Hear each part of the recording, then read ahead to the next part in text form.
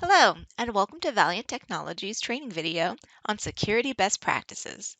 Cybersecurity is a huge topic, but in this video, we're going to go over some basics, including password security, phishing and scam prevention, and general security tips.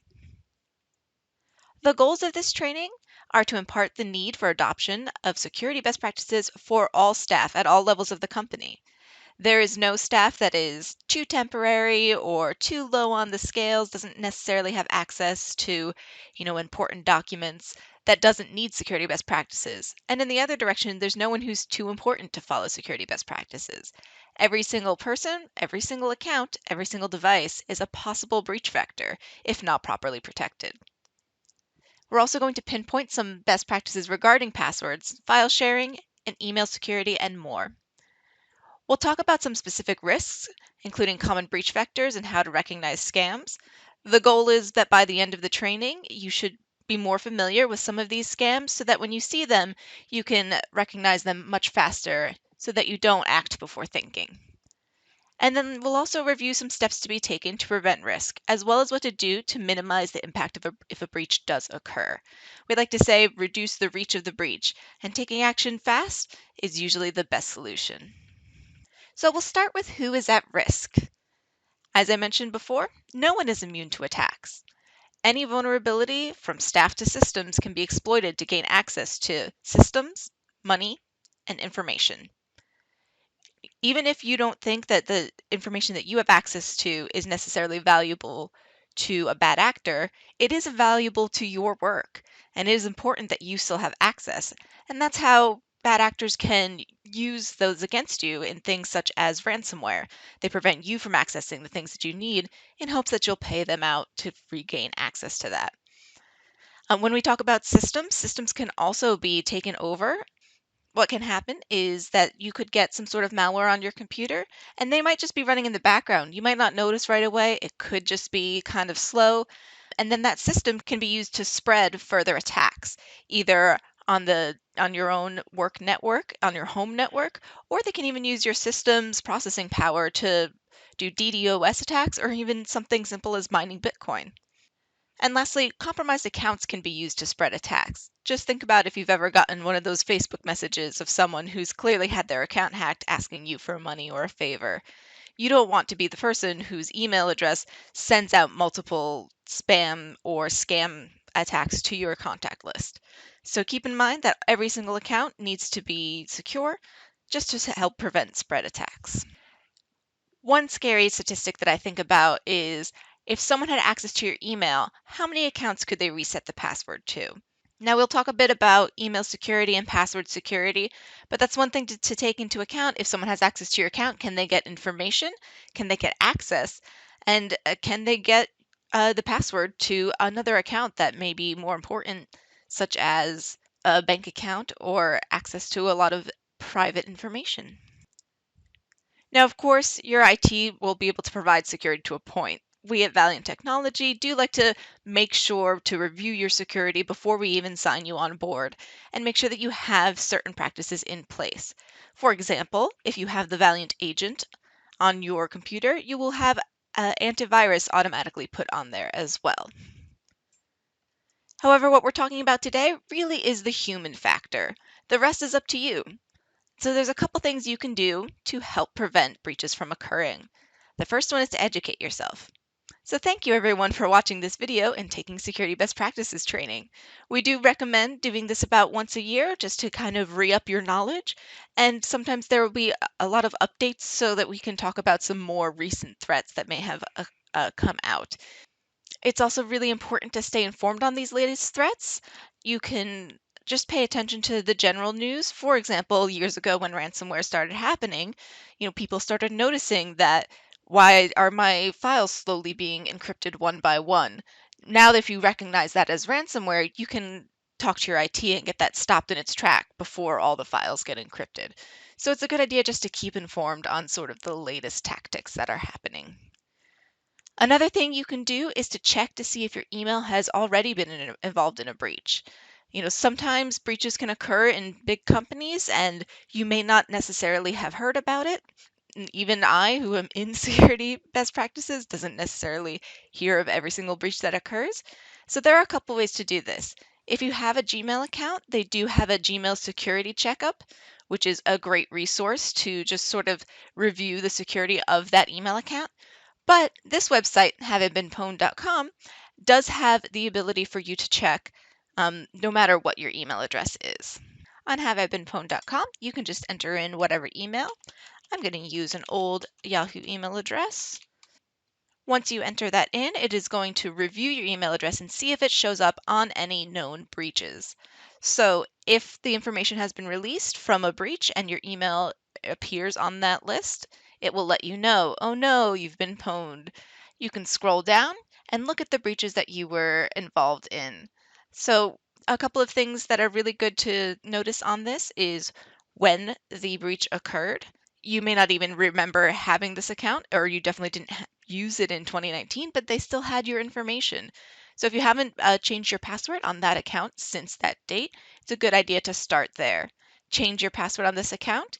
If you are repeating passwords, which we'll talk about is a big no-no in password security, but if you are using the same password for multiple accounts, you're going to have to change that password on all of your accounts because that information is now available to anyone who's willing to pay for it. You can also look down at the compromised data. You can see, for example, in this breach, my email address, password, and username was breached. However, there are some different information depending on the nature of the breach. For example, this one, Ticketfly, I probably bought concert tickets and sent them to my house. You can see that my email address was breached, but also my name, my phone number, and physical address. Now, this one in particular, I'm not worried about someone coming to my house and making trouble for me, but I am interested in knowing that that information is available on the internet for bad actors. So they can use that information to make a scam seem more realistic. They could say, I owe back taxes and give me this address that I actually did live at and make it seem more realistic that they do have that information on me and it could be an actual thing that I owe. So keep in mind what information is out there on the internet that someone could use to potentially make a scam more believable. I also want to emphasize that it is important to commit to security best practices everywhere, on every account, but you are probably taking this training through work. It's important to protect both your work accounts and your personal accounts. One reason is that one breach can lead to another, but then also you do want to protect your own personal information regardless of how someone may access it. A couple of the specifics are to enable multi-factor authentication everywhere. We'll talk about that specifically later, but it's whenever you log into your account, generally you have to do a second factor besides just your password in order to get access. A huge one is to make sure you allow updates on all devices, especially with so many people working from home or even doing, a little work on your phone at home. It's really important that all your devices, including computers, mobile devices, and anything that connect to the internet, even gaming consoles like the Nintendo Switch or PlayStation, get their regular security updates. Again, one breach can lead to another, and giving access through one device can potentially lead to access to other devices on the network. And lastly, always use strong and unique passwords no matter what the account is. So speaking of passwords, we'll get into password security. The reason that password security has its own section is that the majority of breaches do occur from weak or stolen passwords. Now, there's a lot of things you can do to prevent that, but we'll start with what makes a password weak or vulnerable. The first one is that it may be too simple or too common. You've probably heard people joking that, a password that is just the word password is not good. However, there's a lot of other ways that something can be common. If it's easy to get information, if it's a dictionary word like monkey, or if it's just one of the most commonly used passwords. Unfortunately, we're not always as unique as we think we are, and when we do, the top row of the keyboard QWERTY UE up, that is actually a really common one. So it's very easy for a bot that's trying to break through a password to check, the top 1,000 most common passwords, or to go through the entire dictionary before it goes through all the possible randomized possibilities for your password. That is also relevant when we say that a short password is not as secure. It is a lot easier for a bot to brute force its way if it doesn't have to find out the random code for a lot of characters. So every character adds exponential complexity. I did put a link to this website here, which is a lot easier for you to use than for me to display, but it's a way that you can check and see how secure your password is. It is a closed link, so you're not sending your password to anyone, but you can also check if you just add a couple of letters, how much stronger your password can get. Another one is we already mentioned, using the same password for multiple accounts. That one is especially difficult because once one is compromised, all of your accounts are compromised. And it's important to start doing this from the beginning because if one account gets compromised, it's hard to remember and there's no way to really look up which accounts you use that specific password in. So start from the beginning, making unique, different passwords for every account. Another weak point is to have a single point of failure. That means password only access to an account. If someone needs your password and then another factor, such as a text to your phone to get into your account, it makes it extremely more difficult for an unwanted person to get access. And lastly, I'll mention a little bit about unsecured password storage. There are a lot of ways that people store passwords because let's be honest, it's hard to remember them all. But not all ways to store passwords are the same. And some of them can be pretty insecure just to begin with. For example, in the picture below, this person had their password to their computer on a post-it note on their monitor. This is especially insecure because I got this picture from an article written about this location. So everyone who read that article online would now have the password to this computer. Storing passwords in an unencrypted document, such as an Excel spreadsheet, is also an insecure way, and there are a lot of ways to securely store passwords that don't involve pure memorization.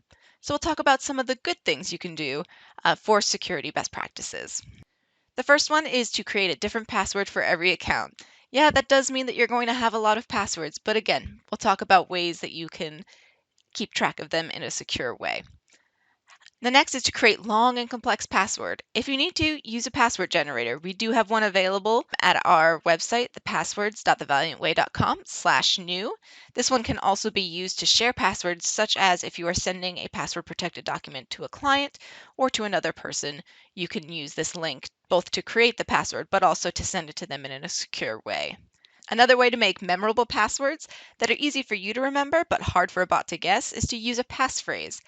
This is generally when you have a long phrase, such as a quote or song lyric, or just a mixture of some different words that make a little more sense together. You can kind of picture an apple orchard with a cat dancing in it, and it makes it a lot easier for you to remember as opposed to one that's just a jumble of letters and numbers. As long as you have a lot of characters and a couple of different characters mixed in, it'll be a really secure password. So some of my favorites are using song lyrics like all You Need Is Love by the Beatles. You can replace the love with the less than sign and a 3 and make it a little bit more complex. And that's just a great way to remember, great song, that's my password to this account. Another highly recommended way to store passwords is to use a password manager. Now, these are secure storage for your password. When you open a password manager account, you will have a master password to get in, but the information inside is encrypted. So if that gets leaked, whoever gets that information will not be able to decrypt it and see what all of your passwords are.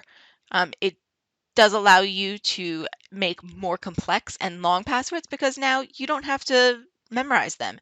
In fact, most password managers will have either an app on your phone or an extension for your browser that will allow it to autofill for you. So you really don't even have to copy and paste necessarily.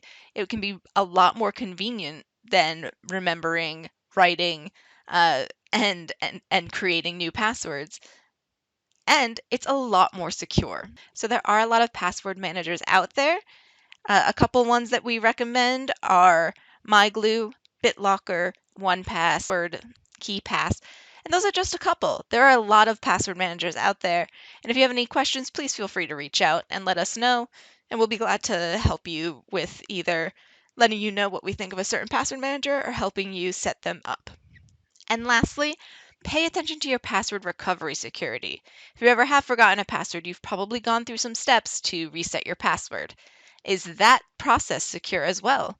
Are you sending them to an email address that is secure? Could someone use security questions to get into your account? And is that information available on the internet? It is the information age, and a lot of us do voluntarily put up some information on social media that some companies still use some pretty obvious information as potential security recovery questions. For example, one that I see all the time is, what was your high school mascot? Meanwhile, on Facebook, I'm part of a group for alumni from my high school. So even if I don't recognize a lot of those people, they clearly know what my high school mascot is. They either also went there or just joined the Facebook group. So that's one security question I would not use. Also, when talking about password security, multi-factor authentication will inevitably come up. This is actually a huge increase in security with very little inconvenience and little to no cost. Most accounts that you have available, if you just go to your security options, you can have the option to turn this on and set this up just to protect your accounts. This is in password security because it does go beyond password-only access. If someone does get a hold of your password, let's say through a breach like we looked at haveibeenpwned.com, and they try to log in, they will also have to do this second authentication in order to access your account. Now, that may be getting a text message that you enter in 6 digits. It could be just approving sign in on your phone or entering in one of these rotating passcodes as is pictured on this slide right here. There are a lot of methods, but my most recommended ones are to have it go to your smartphone, and then you can do either biometric approval, the rotating passcode, or a push notification. If you look in the first picture, it just is asking, do you approve sign in? And I can click approve if I want to log in. But if this pops up when I am not trying to log in, I can click deny. And then if it is a Valiant relevant password, you can talk to us. But in general, you do want to change that password because it means that someone is trying to access your account that isn't you. Again, if you have any questions on that, we actually do have a lot of tutorials to walk you through the process of setting up multi-factor authentication for some of your accounts.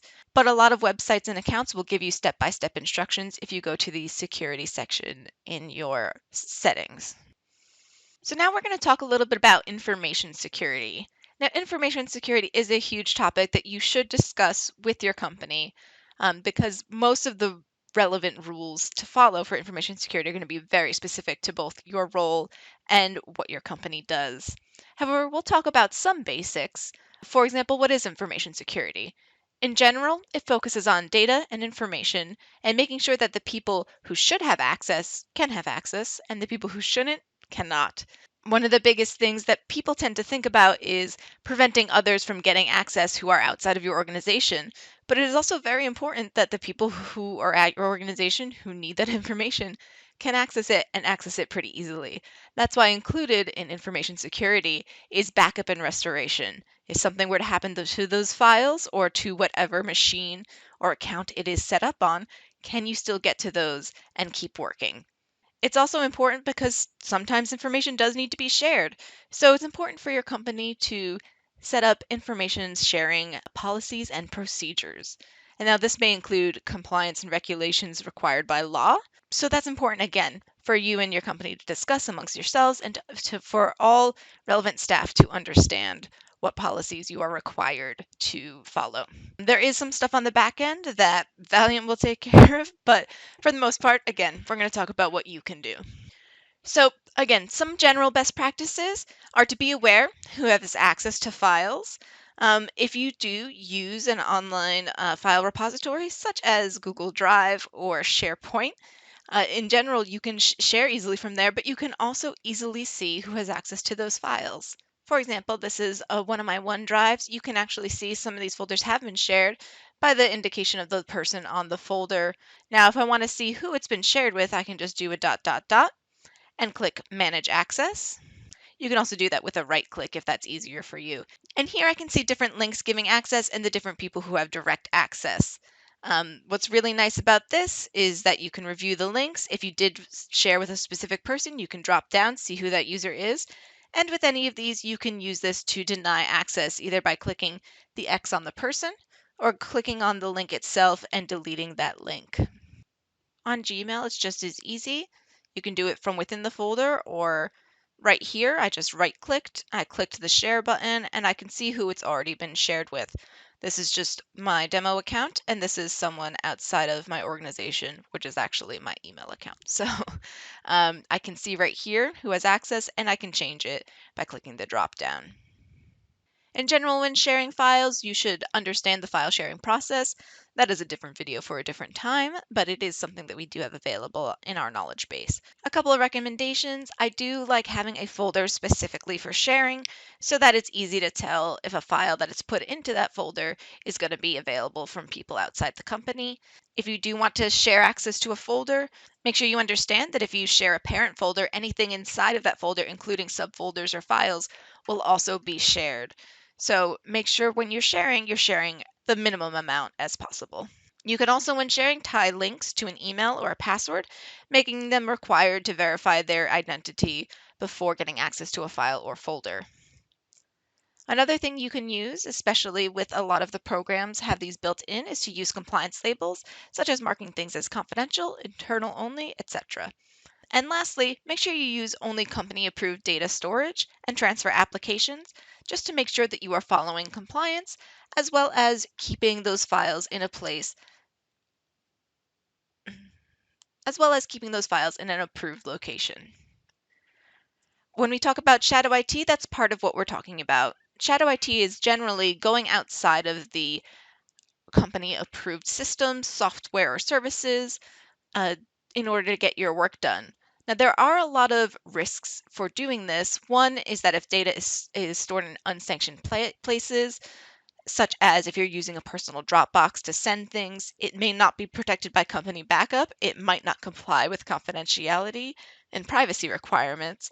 And in general, there may be some stuff that is not available to people in the company that are supposed to have availability to those items.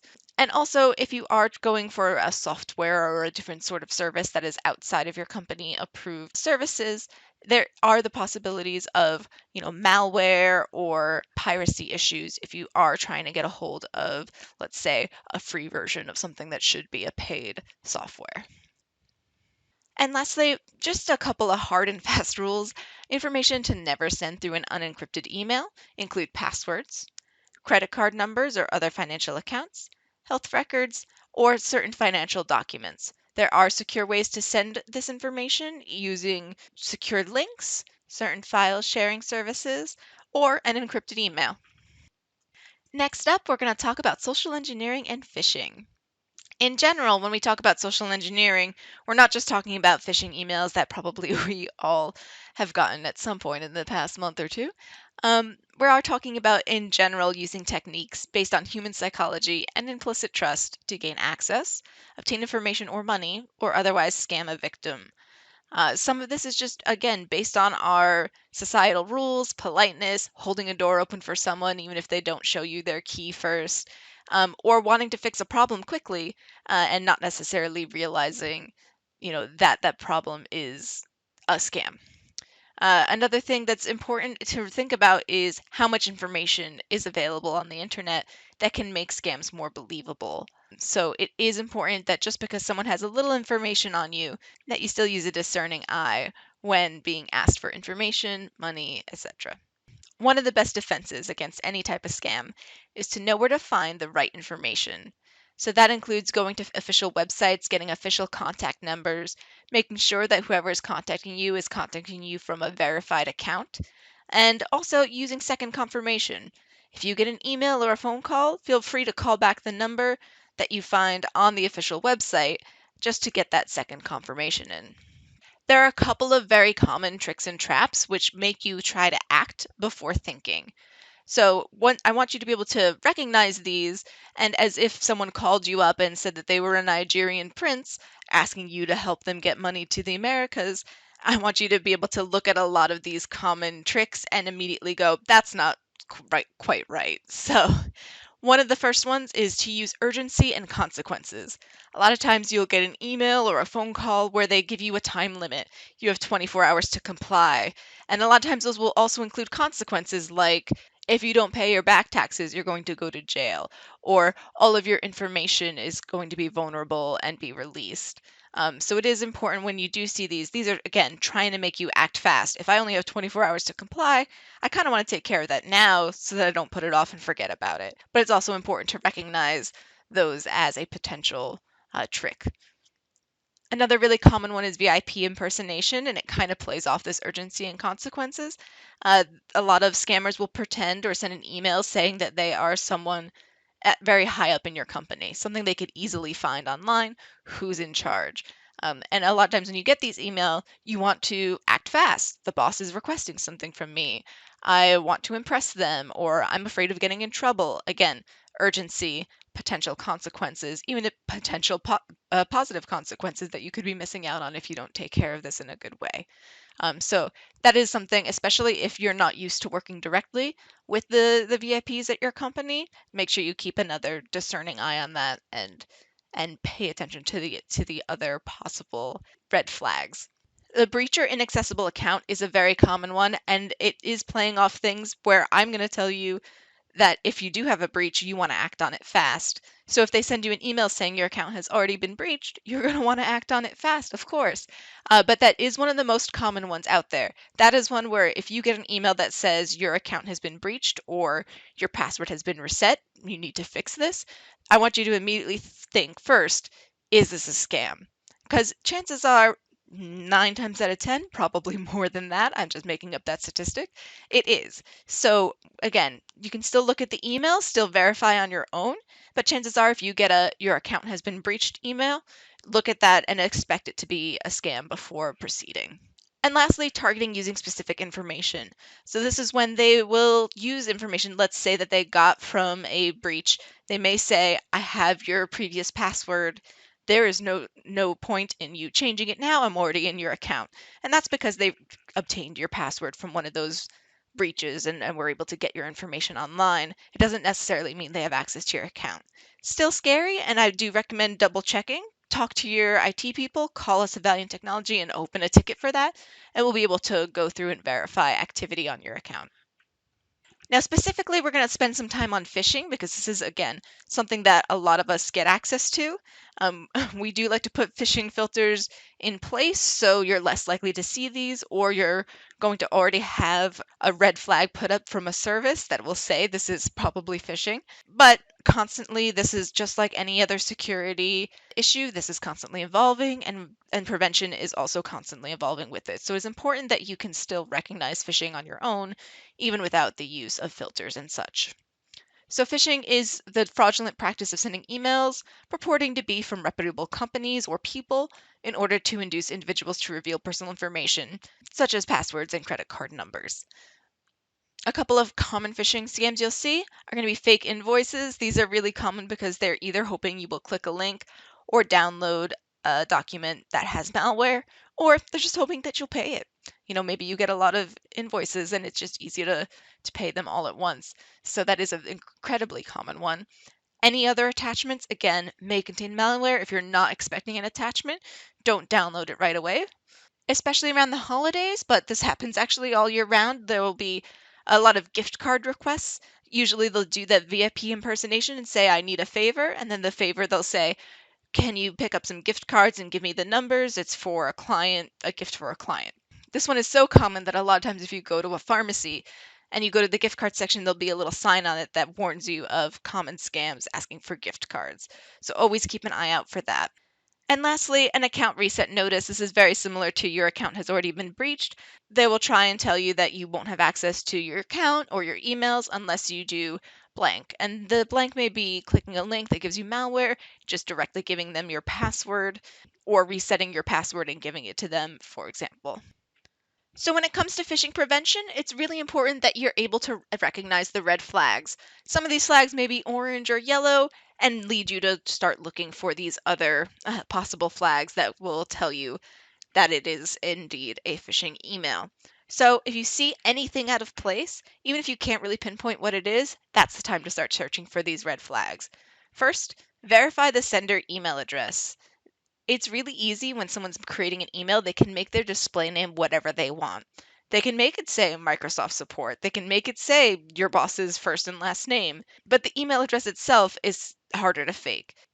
This is a lot easier to recognize if you're on a computer because generally you can see the full name, but then also the email address that does not match what company it's saying it's coming from. But a little harder on your mobile device because it does try and compact the email down for better viewing.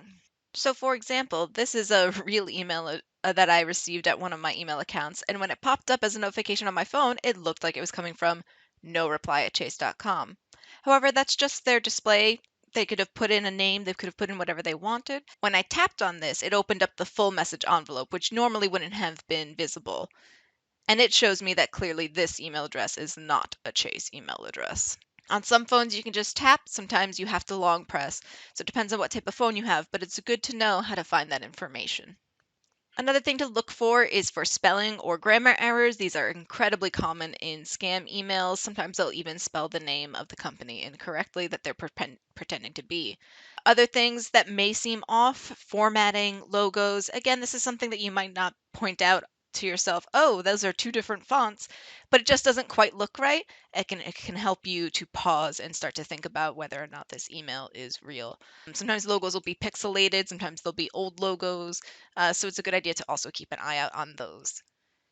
If you do have a link in an email, in general, if you're on your computer, you can just hover your mouse over it and see where that link is going.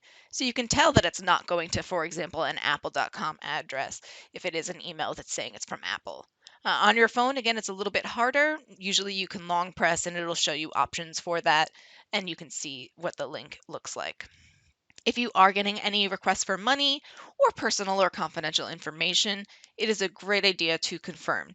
Just send in another confirmation if you have access to that person, either by text, by phone, by some sort of Teams or Slack chat. Just get that extra confirmation before sending it out, just in case. It's also possible that their email address could have been compromised and you are sending it to the wrong person, even though their email looks correct. And then lastly, do beware of spoofing. There are some sophisticated scammers that can really make the email address appear to be legitimate. Or again, if someone's email address has been compromised, it could be someone who is not them emailing you from their address. So if they are making a weird request, do pay attention to that and make sure you get that sort of second confirmation or look for all of these other red flags. So now I have a couple of examples to show you of real phishing emails that either I or one of my coworkers have received. So you can look at some real examples of these red flags and these techniques that we've talked about. To start with, if I hovered over this Verify Now link, you can clearly see it is not going to a PayPal website. You probably notice if you start up at the top that it is coming from a very crazy, suspicious email. The subject also is your account will be suspended, again, talking about urgency and consequences. And there are a lot of grammar errors in here. The main one that I noticed first was the some informations, but you can see a couple in there as well. And there's some formatting issues. This is a couple of different fonts. There are, double spacing in some places and not in others. It just kind of looks weird overall. This is one that I also received saying that someone already accessed my account. Again, very scary. There was no logo though, so at first I had to read the full body of the email to see that it was supposed to be from Facebook. The color scheme makes sense now, but in general, you should have been able to notice that right away. It is not coming from a Facebook email address. I do think that this one's a lot less crazy than the first one, so it might be easier to miss, but it should be coming from a Facebook email address if it's an official email. There's no logo, as I mentioned. The greeting is very odd, especially since, let's face it, Facebook has a lot of information on me. But we still don't have the type of relationship where they can call me dear. So, hi, dear, immediately was just one of those, like, that's really weird. Let me assess this things. And then again, these links, if you hovered over them, they are not going to a Facebook link. They are going to some sort of purchases.online account. And lastly, this is a very real email that I got from my very fake boss. George Dowdeman is my grand boss actually, and the president and one of the partners of the company. It is possible he could ask me a question, but there are still a bunch of red flags in here. So let's start up at the top. First of all, the subject line. He's both busy and very concerned. So I've got that false urgency and also potential consequences. Is he concerned about something that I can fix, or is he concerned with my performance? This is going to make me nervous and I'm going to want to, answer this right away and get in his good graces.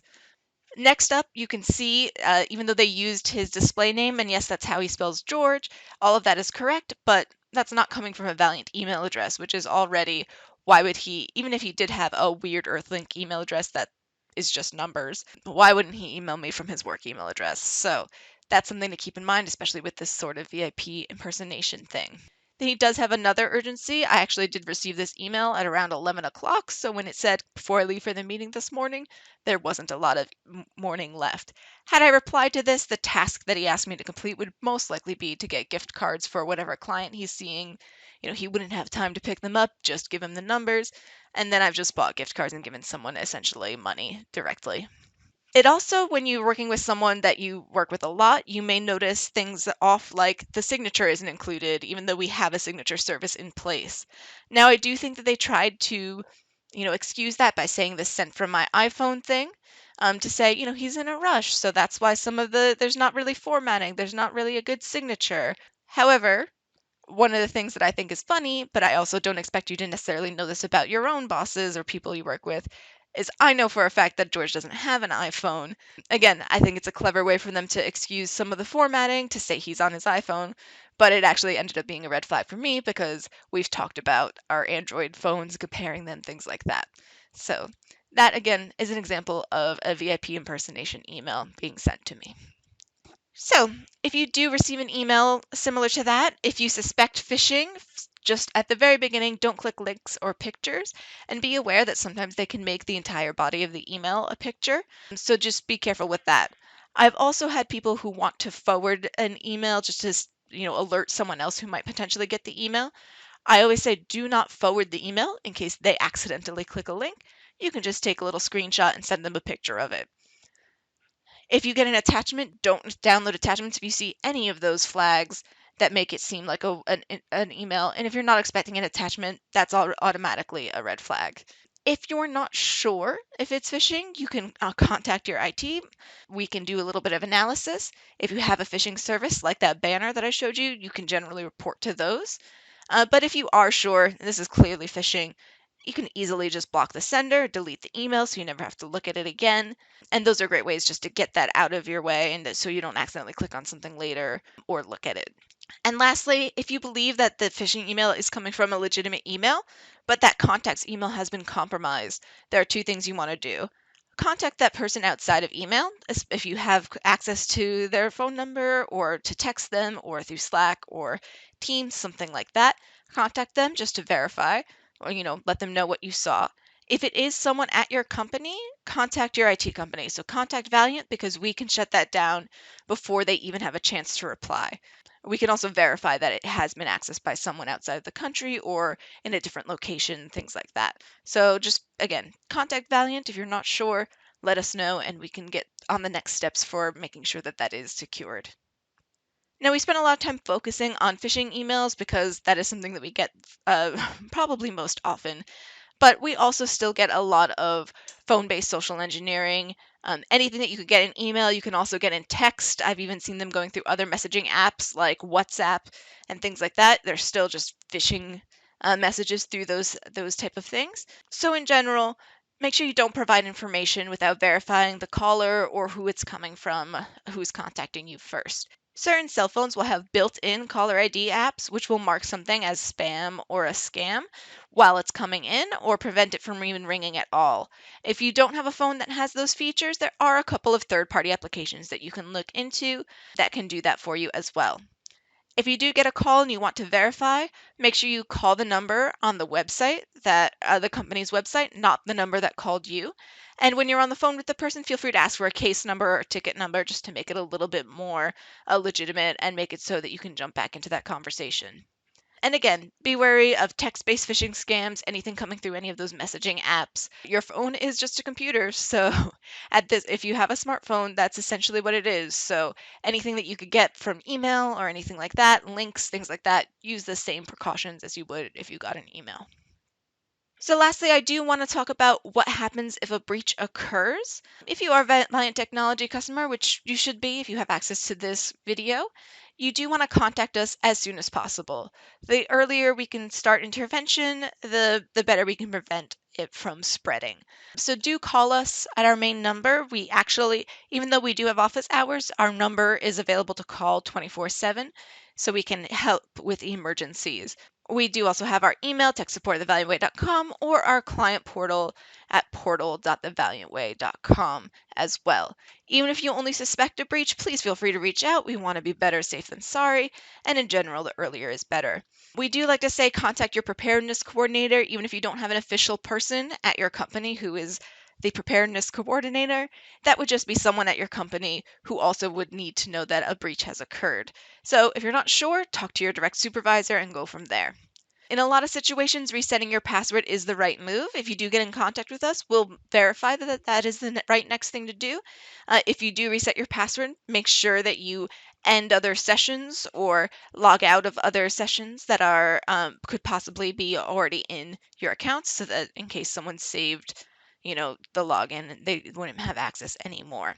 And lastly, if you have a device that's been stolen or lost, and it doesn't necessarily have to be a office device or a work provided device, you can still contact Valiant. If you can, reset passwords and force logouts. When you contact Valiant, there may be some things we can do. If you haven't set up anything ahead of time, that we're probably not going to be able to find the phone or the laptop that you may have left, but we can help log you out of your accounts. And on some occasions, we can remotely wipe devices so that no one can have access to any of the information inside. So thank you guys for spending the time with me today and to going through all of these best practices. There are a lot of resources available if you do want to learn more about any specific topic or just more about cybersecurity in general. For example, we have a lot on our Valiant website, which is thevaliantway.com, including a knowledge base, a remote work center, our blog, which we update regularly, and we have some live stream videos where we talk about a lot of relevant topics. We also have some guides to download from there as well, or you can go to the NIST Small Business Planning Guide for official cybersecurity resources as well. Thank you again for sticking with me and watching this video.